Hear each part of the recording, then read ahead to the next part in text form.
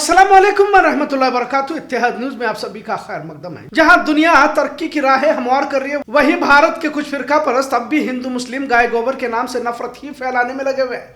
UP, Jharkhand, Madhya Pradesh से लेकर बेलगाम, हुक्केरी तक कुछ कम ज्यादा इसी तरह की तस्वीर आपको देखने को मिल रही। इस नफरत फैलाने की मुहिम में अब कुछ सोशल मीडिया के लोग भी लगे हुए। बहरहाल बात को बेलगाम से शुरू कर यूपी तक का जायजा लेते हैं, जो अभी इसी 2-4 दिन में पेश आई। बेलगाम न्यू गांधीनगर को अब कुछ फिरका परस्तों की जानिब से जानबूझकर निशाना बनाने की कोशिश की जा रही है, क्योंकि यह अक़लियतों का एक बड़ा इलाका है। यहाँ फर्जी खबर को फैलाकर गोहत्या की जा रही है या गोहत्या होने के इम्कानात की खबरें फैलाकर तनाव को बढ़ावा देने की कोशिशें की जा रही है। और यह सब कुछ तब हो रहा है जब हुक्केरी में राम सेना के कारकुनान ने बाबा साहब मुल्तानी के घर में घुसकर हंगामा खड़ा करने की कोशिश की थी।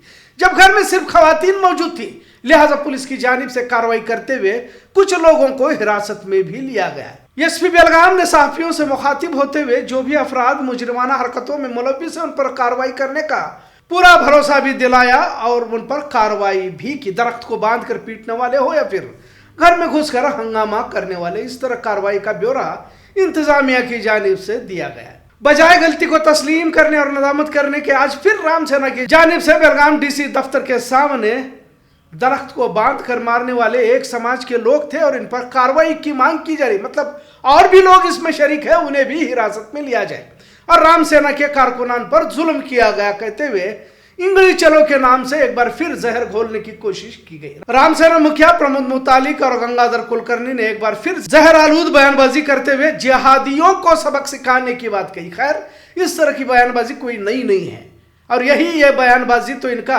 यह सरमाया, इनकी एक तरह का भांडवल है। जितना मुसलमानों को लेकर जहरीले बयान दिए जाएंगे उतनी ही दुकान इनकी चलती रहेगी। अगर बात सिर्फ इतनी होती तो उसे नजरअंदाज भी किया जा सकता था, पर कार्रवाई इन पर क्यों नहीं की जाती? आखिर किस बुनियाद पर इन्हें आजाद छोड़ दिया जाता है?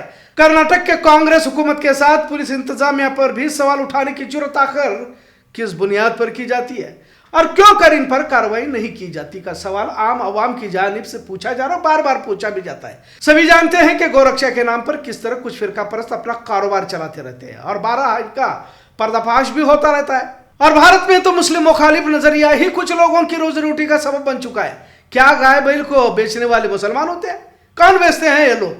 तो फिर उन्हें क्यों नहीं पकड़ा जाता? वैसे तो गाय की हत्या कोई नहीं करता, पर जानबूझकर जज्बात को उकसाकर एक समाज को लेकर दूसरे समाज से नफरत को पैवस्त करना, इसके पीछे इनका मकसद होता है, क्योंकि इस मकसद से इन्हीं लोगों को फायदा होता है और यह काफी पुराना फॉर्मूला रहा है। अब मुल्क में मुस्लिम मुखालिफ एक लहर चली हुई है और हिंदुत्व के नाम पर एक समाज को टारगेट करके अक्सरियत समाज के नौजवानों को जब नौकरियां नहीं दी जा सकती तो इन्हें इस तरह ये नफरती गिरोह का हिस्सा बनाकर छोड़ दिया जाता है। बहरहाल पूरे देश में हालात एक जैसे हैं। अब ये नफरती जरासीम अलग अलग महकमाओं में भी दाखिल हो चुके हैं। यहाँ तक ऑटो ड्राइवर पर हमले से लेकर स्कूल जाने वाले बच्चों तक को बख्शा नहीं जा रहा। इन पर भी अब धर्म पूछकर हमले किए जा रहे हैं।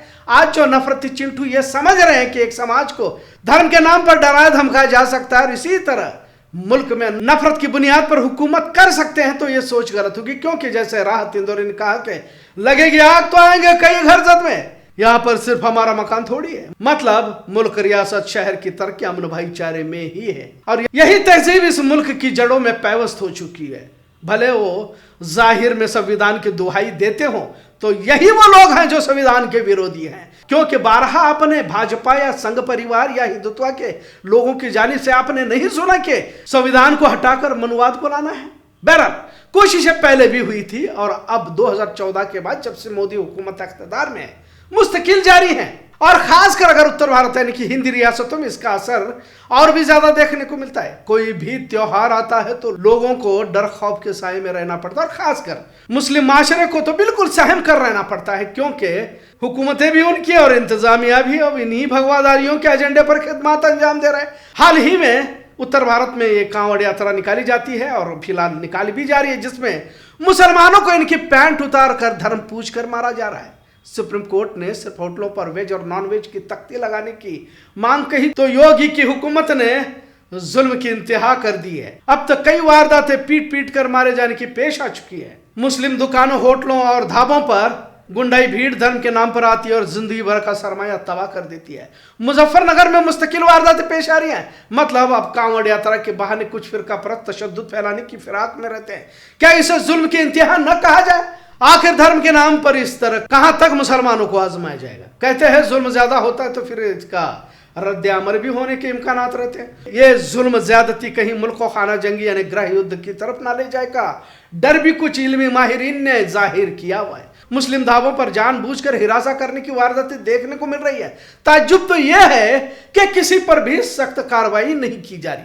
मतलब ऐसा लग रहा है कि इन दंगाइयों के पीछे हुकूमतों की ही सरपरस्ती है। बहरहाल आज का ये मुख्तसर मौजू बेलगाम से यूपी तक का जायजा कह सकते हैं। मुख्तसर तौर पर नफरतें कभी कामयाब नहीं होती, ये भी उतनी ही सच्चाई है। इससे पहले भी कई जालिम हुक्मरानों ने इस तरह की साजिशों को अंजाम देने की कोशिश की, पर हर दौर में नफरतें हार जाती हैं। ये नफरती गिरोह नाकाम ही हुए हैं। बेलगाम के अवाम को भी चाहिए कि गंगा जमनी तहजीब को जिंदा और बरकरार रखा जाए। कोई भी किसी भी धर्म जात पात की सियासत को लेकर नफरती एजेंडे को फैलाने की कोशिश करे, इसे नाकाम करे, क्योंकि इसमें आने वाली नस्लें तबाह हो जाती है। क्योंकि इन लीडरान की औलादें तो कभी भगवा परचम थाम कर किसी एहतजाज में शामिल नहीं होती। फायदा कुछ लोगों का जरूर होता है, पर आम इंसान के हिस्से में मुकदमे जेल ही आ जाते हैं। दुनिया तरक्की की राह हमवार कर रही है, पर भारत में अब भी वही घिसी पिटी नफरत के एजेंडे चलाए जा रहे हैं। और इसी नफरती एजेंडे को लेकर दुनिया भर में भारत की तस्वीर दागदार हो चुकी है। और तमाम मुस्लिम समाज के पीछे ये लोग जो पड़े हुए हैं, इन तमाम वारदातों के बाद यही सवाल जहन में आ जाता है कि आखिर कब तक मुसलमानों को आजमाया जाएगा। आज का मौजू कैसा लगा इस पर जरूर कमेंट करें। इत्तेहाद न्यूज़ देखने के लिए शुक्रिया। अल्लाह हाफिज।